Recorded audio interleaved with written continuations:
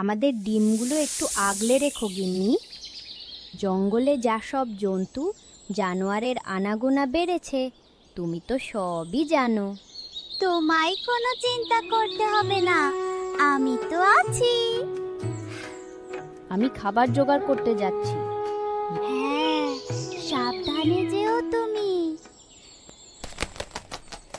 কথাই আছে না, যেখানে বাঘের ভয় সেখানেই সন্ধ্যা হয়।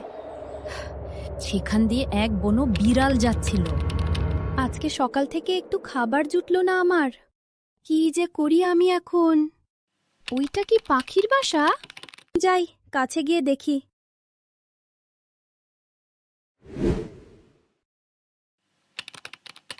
আজকে তো কপাল খুলে গেল। কি সুন্দর পাখির বাসা, মনে হচ্ছে ডিম আছে।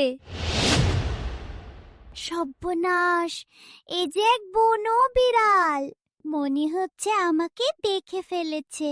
কিছু একটা করতে হবে, না হলে আমি তো আজকে শেষ।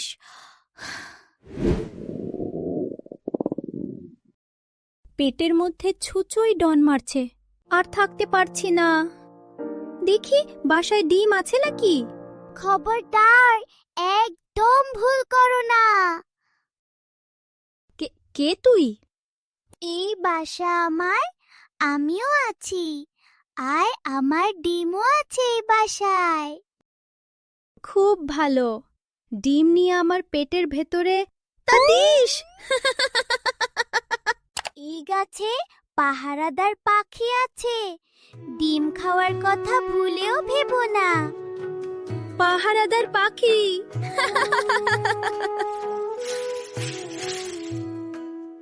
কিসের আওয়াজ হলো ওইটা? তোর এত বড় সাহস, তুই আমার এলাকায় এসে পাখির ডিম খাবি? আর আমি কি খাবারের জন্য চাষবাস করব? তবে তোর ইচ্ছে হলে করতে পারিস। তুই হতে পারিস শেয়াল, তবে আমিও বাঘের মাসি। তুই দেখাচ্ছিস আমাকে ভয়।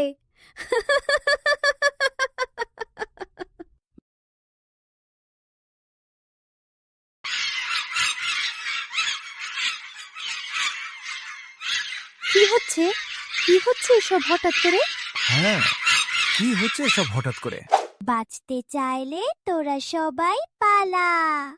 বলেছিলাম আমি, পাহারাদার পাখি আছে। পরে দেখে নেবো তোদেরকে।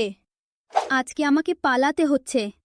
আমিও মানে মানে কেটে পড়ি, নিজে বাঁচলে বাপের নাম। টুনটুনি ঠিক সুযোগ বুঝে বুদ্ধি খাটিয়ে তার বন্ধুদের থেকে সাহায্য নেয়। দারুণ একটা আইডিয়া এলো মাথায়। এই, কে কোথায় আছিস? আমি ভয় দেখাবো যে এই গাছে একটা পাহারাদার পাখি আছে।